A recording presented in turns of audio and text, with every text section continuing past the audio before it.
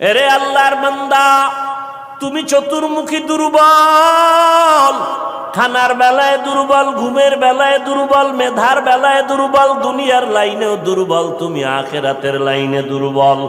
এখন যদি তুমি জান্নাতের পথে চলতে চাও, একা একা চলা যাবে না, তোমার সাহায্য নিতেই হবে। সাহায্য ছাড়া চলার কোনো রাস্তা নাই। তুমি কোরআন পড়তে জানো না, নবীর সুন্নত কোনটা বুঝো না। এখন যারা সুন্নত জানে, কোরআন জানে, তাদের কাছে যেতেই হবে। ওলামায়ে আহলে হকের পরামর্শ ছাড়া চলার উপায় নাই। সাহায্য ছাড়া চলা যাবে না। সাহায্য তুমি কার থেকে নিবারে বাবা? এমন একজন থেকে সাহায্য নাও যার মধ্যে কোনো অভাব নাই, যার পেছনে কোনো স্বার্থ নাই। দুনিয়াতে নজর করে দেখলাম, স্বার্থ ছাড়া কোনো মানুষ দুনিয়াতে নাই। আছে?